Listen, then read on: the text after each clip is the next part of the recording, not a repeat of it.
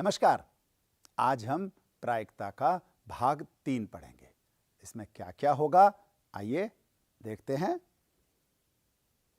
भाग 3 में हम देखेंगे कि हमने पहले भाग में और दूसरे भाग में क्या क्या पढ़ चुका है। हमने जो भी पढ़ा है उसका एक बार रिवीजन करेंगे। इसके बाद वैज प्रमेय की बारीकियां जानेंगे। वैज प्रमेय के उन नियमों को भी जानेंगे जिनके आधार पर हम दैनिक जीवन की समस्याओं को हल करते हैं। इसके अलावा उससे संबंधित कुछ प्रश्न और देखेंगे। तो सबसे पहले जो हमें वैज प्रमेय के लिए आवश्यक है उन बातों का दोहरान करते हैं। वैज प्रमेय के लिए सबसे मुख्य चीज वो है संपूर्ण प्रायिकता की प्रमेय, और संपूर्ण प्रायिकता के लिए सप्रतिबंध प्रायिकता का पता होना तो बहुत जरूरी है। संपूर्ण प्रायिकता यानी कुछ घटनाएं हों, उन कुछ घटनाओं में से कॉमन रूप से कोई एक घटना हो रही हो, तो उस कॉमन रूप से जो घटना हो रही है उस घटना की प्रायिकता निकालना कुल प्रायिकता कहलाता है। छोटा सा उदाहरण देखते हैं। हमारे पास 2 कलश हैं। उन 2 कलशों में एक में भी लाल और काली गेंदें हैं, दूसरे में भी लाल और काली गेंदें हैं। हमने रैंडमली यादृच्छिकता से कोई एक कलश चुना और चुन करके हमने उसमें से एक बॉल निकाली। उस बॉल को डाले बिना हमने दूसरी बॉल निकाली। अब चूंकि दूसरी बॉल लाल हो, इसकी प्रायिकता निकालना, या हम ऐसे कह सकते हैं हमने पहले उन कलशों को चुन करके लाल बॉल आए, इसकी प्रायिकता निकालना, ये सब कुल प्रायिकता में आता है। क्योंकि एक घटना जो पहले हो चुकी है उसके बाद दूसरी घटना की प्रायिकता निकालना, लेकिन चूंकि पहले कई घटनाएं हैं, उन सारी घटनाओं से दूसरी घटना निकालना वो हमारा कहलाता है कुल प्रायिकता। इसमें आपने देखा था कि PA जो बाद की घटना थी और EJ यानी ऐसी घटनाएं जो पहले हो चुकी हैं, उन हो चुकी घटनाओं से एक ही प्रायिकता निकले। इन दोनों को यदि हम गुणा कर दें तो हमारा गुणन नियम लग जाएगा। एक से लेकर जितनी भी पहले की घटनाएं हैं उन सबके गुणनों को जमा कर दें तो हमारे पास कुल प्रायिकता पता चल जाएगी। इसका उपयोग वैज थ्योरम में क्या होगा, कैसे होगा, और वैज थ्योरम किसे कहते हैं, आइए आगे देखते हैं। वैज प्रमेय एक प्रतिदर्श समष्टि का विभाजन। यह भी आपने देखा था कि इसमें म्यूचुअली एक्सक्लूसिव और एग्जॉस्टिव, इन 2 चीजों को आपने मुख्य रूप से देखा था कि ऐसे इवेंट जिनमें कोई भी कॉमन नहीं हो। दूसरा, जितने भी इवेंट हैं अगर उन सबकी प्रायिकता को जोड़ दिया जाए तो प्रायिकता 1 आए, अर्थात उन सबके अंदर जो एलिमेंट्स हैं, अवयव हैं, वो सब सैंपल स्पेस के यानी जो प्रतिदर्श समष्टि है उसके बराबर हों। और तीसरी बात, कोई भी घटना ऐसी ना हो जिसकी की प्रायिकता 0 हो। ये 3 ऐसी कंडीशन हैं। इन कंडीशनों के आधार पर, इन शर्तों के आधार पर या इन प्रतिबंधों के आधार पर हम वैज प्रमेय को आसानी से समझ सकते हैं। आइए आगे देखते हैं। इसमें वैज प्रमेय में जो मुख्य बातें हैं वो है E1, E2, इस तरह से कई घटनाएं हमें हो रही हैं। ऐसी घटनाएं जब हो रही हैं तो उनसे हमें कोई दूसरी घटना, ये घटनाएं हमें दे रखी हैं, इनको दिया हुआ मान करके कोई दूसरी घटना हमारे लिए A हो रही है जो कि शून्येतर है यानी 0 से ज्यादा है। अगर ऐसा है तो प्रतिलोम वास्तव में प्रायिकता वैज प्रमेय होती है। जब कुल प्रमेय दे रखी हो, कुल प्रायिकता मालूम हो और हमें कुल प्रायिकता दी हुई ज्ञात हो या दे रखी हो, और हम पहले वाली जो घटनाएं हैं अगर उनकी प्रायिकता निकालें, इसको कहते हैं प्रतिलोम। तो उल्टा हो जाना। जैसे हमने कलश का उदाहरण देखा था। कलश में लाल और काली गेंदें हैं। आपने लाल गेंद निकाली, बिना डाले दूसरी गेंद निकाली, दूसरी गेंद लाल होगी, इसकी प्रायिकता तो कुल प्रायिकता हो गई। प्रश्न को उल्टा कर दें कि यदि दूसरी गेंद लाल है तो आपको प्रायिकता बतानी है कि वो बॉल पहले वाले कलश से निकली थी, या अगर दूसरी गेंद लाल है तो आप बताइए कि ये गेंद दूसरे वाले कलश से निकली है। अर्थात अगर हमें बाद के घटना की प्रायिकता पता हो, उसे हमें दिया हुआ मान लें, तो जो पहले की घटनाएं हैं उनकी प्रायिकता निकालना वास्तव में वैज प्रमेय कहलाता है। इसीलिए अब चूंकि दिया हुआ कौन सा हुआ, कुल प्रायिकता, तो कुल प्रायिकता दिया हुआ होने के कारण से हमें जो कुल प्रायिकता है उसको हमने हर में रख दिया, क्योंकि हमें यह दे रखा है और इसका यानी जिसकी कि हमें घटना पता करनी है। अर्थात ए दे रखा है, ए यानी दूसरी जो घटना है वो दे रखी है, पहले वाली घटना पता करनी है। तो पहले वाली का पता करना, इसलिए EI/J आ गया, ए आ गया। और इसके बाद हमें पता है कि इनका PE यानी इसकी पहले इवेंट की घटना, इसके कारण से दूसरे की घटना, वो इसका फेवरेबल यानी अनुकूल घटना हो जाएगी। और नीचे कुल घटनाएं आ जाएंगी, जितनी भी पहले की घटनाएं हैं उनको दिया हुआ मानकर पहले वाले की पता कर लेंगे। यही तो बैज प्रमेय है, जो सबसे आसान है। अगर आपको कुल प्रायिकता पता है, सप्रतिबंध प्रायिकता पता है, तो बैज प्रमेय केवल इसको प्रतिलोम करते ही आ जाएगा। आइए आगे देखते हैं।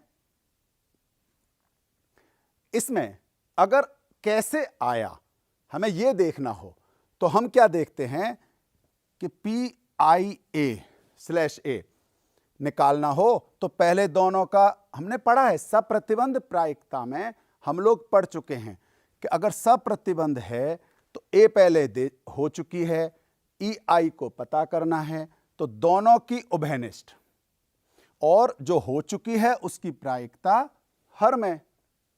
हो चुकी है उसकी प्रायिकता जब हर में रखेंगे और जो उभयनिष्ठ के हिसाब से गुणन नियम लगाएंगे, तो गुणन नियम हमने ये लगा दिया। इस गुणन नियम के बाद हमने PA की वैल्यू रखी।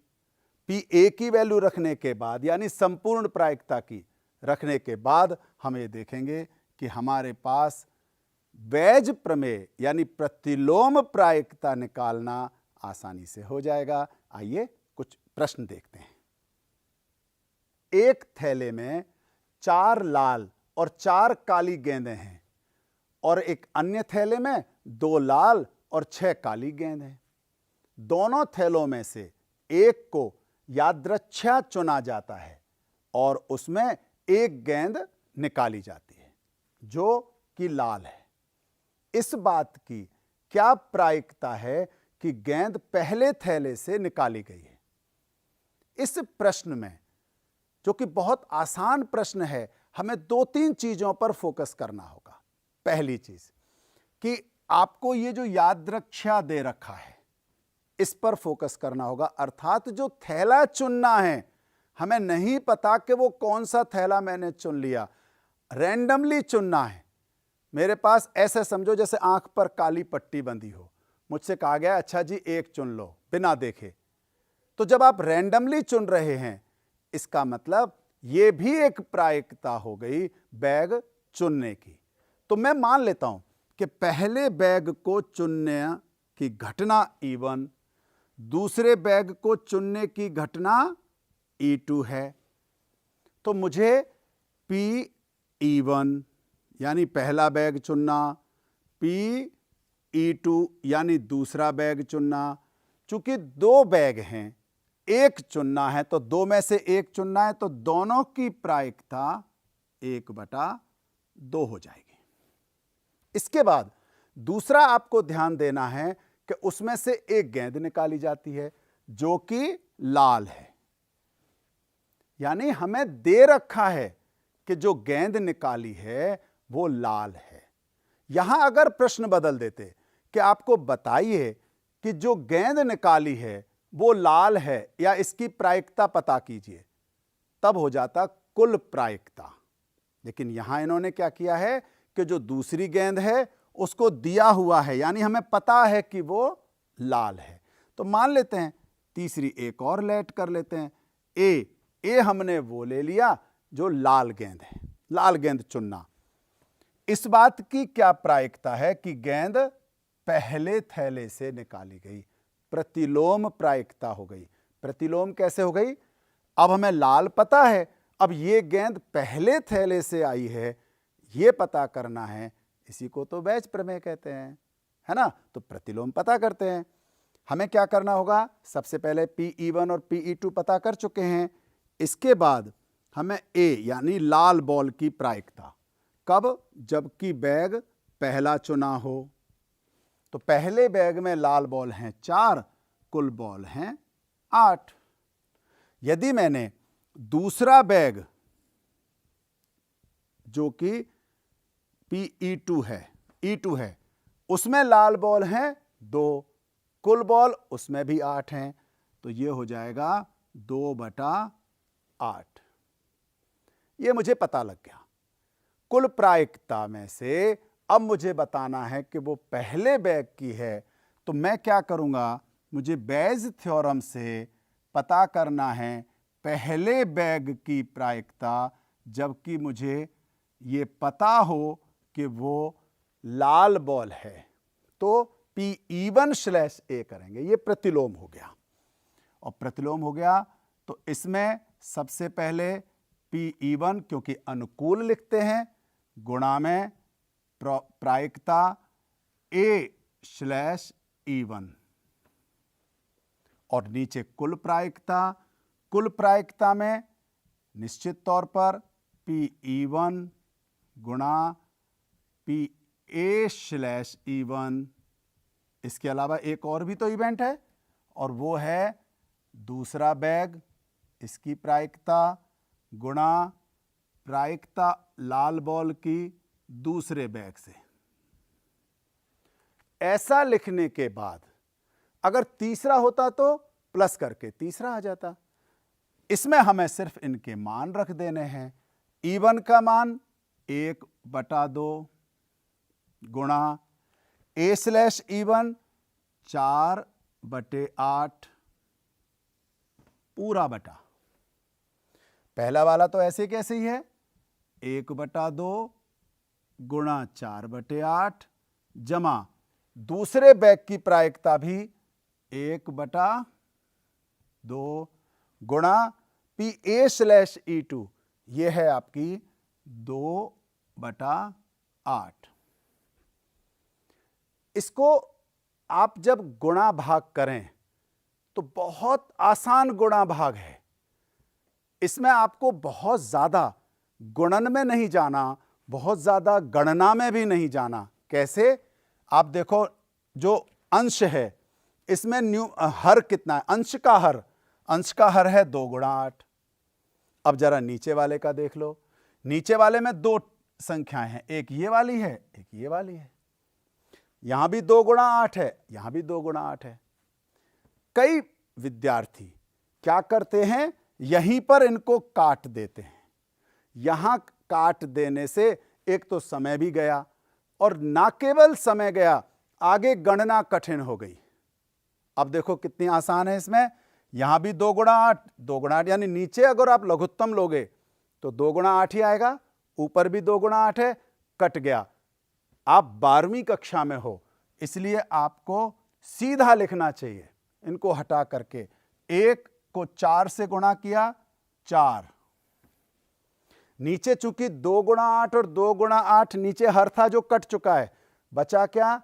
4 एकम 4 जमा 2 एकम 2। इस तरह से आप अगर गणना पर जाओगे तो आपको बहुत आनंद आएगा, और इसका फाइनली आ जाएगा 4/6। हाँ, फाइनल उत्तर निकालते समय आप इसका बिल्कुल एक्यूरेट निकालना और वो हो जाएगा 2/3। है ना आसान? आइए एक और देखते हैं। माना कि कोरोना का परीक्षण पॉजिटिव व्यक्तियों के लिए 90% पता लगाने में और 10% पता नहीं लगाने में सक्षम है।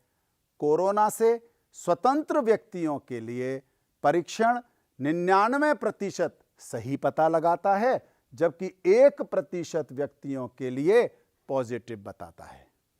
एक बड़ी संख्या जिसमें 0.1% व्यक्ति कोरोना से ग्रस्त हैं, उनमें से एक व्यक्ति यादृच्छिक चुना जाता है और उसका परीक्षण किया जाने पर रोग विज्ञानी कोरोना पॉजिटिव बताता है। कोरोना पॉजिटिव होने की प्रायिकता क्या होगी? कोरोना पॉजिटिव प्रायिकता क्या होगी? अब इस प्रश्न को दिखने में जो बड़ा लग रहा है, अगर हमने इसके छोटे छोटे हिस्से कर दिए तो ये प्रश्न हमारे लिए बहुत आसान हो जाएगा। छोटे हिस्से कैसे? एक एक करके समझते हैं कि कोरोना का परीक्षण, कोरोना हो या किसी भी चीज का हम परीक्षण जब कराने जाते हैं, कोई भी लैब टेस्ट कराते हैं, कोई भी लैब कभी भी 100% अपने रिजल्ट का दावा नहीं करती, ये ध्यान रखना।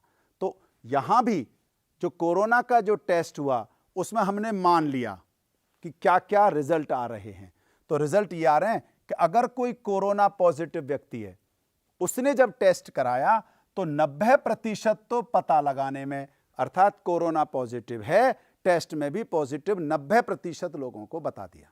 लेकिन 10% ऐसे छोड़ दिए जो वास्तव में कोरोना पॉजिटिव थे, लेकिन रिपोर्ट में आ गया कि वो कोरोना पॉजिटिव नहीं है, अर्थात नेगेटिव है।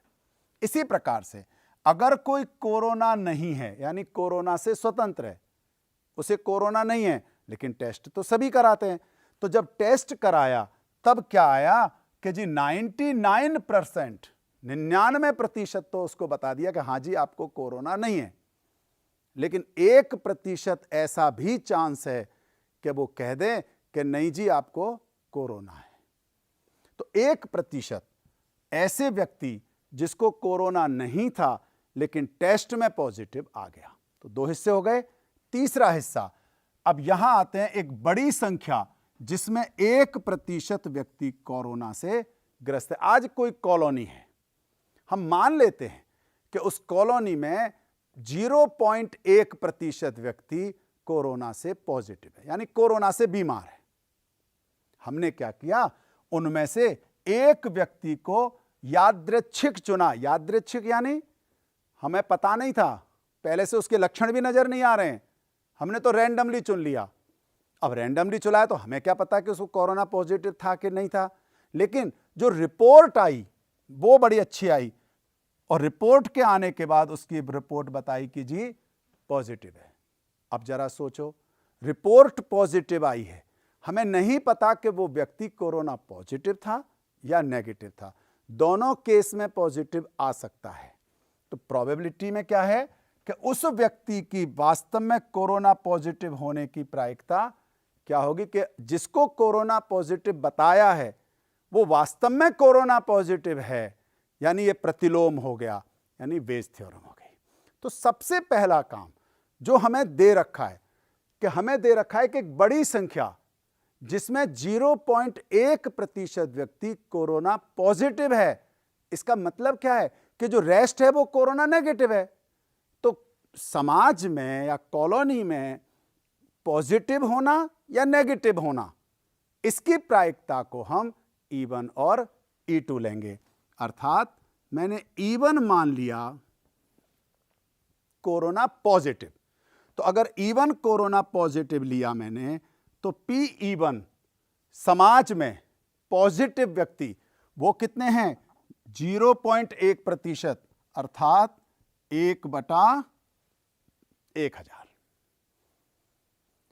कोरोना नेगेटिव यानी जिसको कोरोना नहीं है, उसको मैंने मान लिया E2, तो उनकी जो प्रायिकता होगी 1000 में से 1 घटा दें तो ये बचेगा 999 बटा 1000।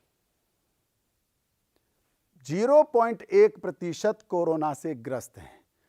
इवन यानी जो कोरोना है 1/1000, क्योंकि 1000 में से एक व्यक्ति पॉजिटिव है, तो जो नहीं है वो है 999 व्यक्ति 1000 में से। तो इस तरह से E1 और E2 ले लिया। ए मैंने मान लिया ऐसे व्यक्ति जो कोरोना पॉजिटिव हैं। क्यों माना? क्योंकि मुझे जो रिपोर्ट आई है वो आई है कोरोना पॉजिटिव की। तो ए मैंने इवेंट मान लिया, रिपोर्ट पॉजिटिव आना। एक्चुअली में है या नहीं है वो नहीं कहते। एक्चुअली में तो होने की प्रायिकता 1/1000 और नहीं होने की 999/1000, लेकिन रिपोर्ट पॉजिटिव है, ये मैंने ए मान लिया। अब रिपोर्ट पॉजिटिव तो दोनों केस में हो सकती है, वह निकाल लेते हैं। तो प्रोबेबिलिटी ऑफ A/E1 अर्थात उस व्यक्ति को कोरोना था और पॉजिटिव ही आ गया, कोरोना था और पॉजिटिव ही आ गया, इसकी प्रायिकता हो गई 90/100, 90% है। लेकिन ऐसा भी तो हो सकता है कि उस व्यक्ति को कोरोना नहीं हो, और अगर उसको कोरोना नहीं है और पॉजिटिव आ गया, कोरोना से स्वतंत्र है, पॉजिटिव आ गया 1% अर्थात 1/100। ये हमारा कोरोना पॉजिटिव की रिपोर्ट दोनों केस में पता लग गई। अब हमें पता क्या करना है? हमें पता करना है ऐसे व्यक्ति की प्रायिकता जो वास्तव में कोरोना पॉजिटिव हो, और पॉजिटिव हमने E1 माना है, तो हमें निकालना है E1/A। E1/A अर्थात ऐसे व्यक्ति की प्रायिकता निकालनी है जिसको वास्तव में कोरोना था और उसकी रिपोर्ट भी कोरोना पॉजिटिव आई। तो ये प्रतिलोम हो गया। इसके लिए आप जानते ही हो कि सबसे पहले PE1 इंटू PA/E1 बटे में हम PA मतलब आपको पता है, मैंने यहां पर पूरा नहीं लिखा क्योंकि PA यानी संपूर्ण प्रायिकता। संपूर्ण प्रायिकता मतलब PE1 गुणा PA/E1 जमा PE2 गुणा PA/E2, इसी को तो कहते हैं ना, तो कुल प्रायिकता हो गई। इसके बाद जब आप वैल्यू डालोगे, PE1 यानी 1/1000, A/E1 90/100 पूरे के बटे, ये तो पहला तो ऐसे कैसे रहेगा, 1/1000 गुणा 90/100 जमा PE2 मेरा आ रहा है 999/1000 गुणा PA/E2 मेरा आ रहा है 1/100। जो हमने पिछले प्रश्न में देखा था, यहां भी हर 1000 गुणा 100, नीचे हर 1000 गुणा 100, यहां भी हर 1000 गुणा 100, अर्थात वही तरीके से आप अगले में 90 गुणा 1 यानी 90 बटे में 90 जमा 999 करके आसानी से इस तरह के प्रश्न को हल कर सकते हैं। तो आपने देखा कितने अच्छे ढंग से, अगर आपने कितना भी बड़ा प्रश्न आ जाए, यदि आप उसके छोटे छोटे हिस्से करके और करना शुरू करते हैं तो बहुत आसानी से आप इन प्रश्नों को हल कर सकते हैं। मुझे पूरा विश्वास है कि इस तरह के प्रश्नों के माध्यम से आप दैनिक जीवन की समस्याओं को भी हल करना सीखे होंगे। पूरे अभ्यास को और इसके जो उदाहरण हैं उन्हें भी आप बहुत आसानी से कर लेंगे। एक बार देख लेते हैं कि आज हमने क्या क्या देखा। हमने देखा कि इसकी जो विभाजन है, पार्टीशन ऑफ सैंपल स्पेस, यानी प्रतिदर्श समष्टि का विभाजन कैसे कैसे किया जाता है, जिनके आधार पर वैज प्रमेय को समझा जाता है। हमने थोड़ा सा संपूर्ण प्रायिकता की प्रमेय को भी समझा, क्योंकि उसी के आधार पर हम बेयस थ्योरम को पता कर सकते हैं। और इसके बाद हमने बेयस थ्योरम को देखा कि बेयस थ्योरम क्या होती है। तो संपूर्ण प्रायिकता से बेयस थ्योरम पता करना और फिर इससे संबंधित कुछ प्रश्न देखे थे। आप सबको अच्छा लगा होगा। बहुत बहुत धन्यवाद।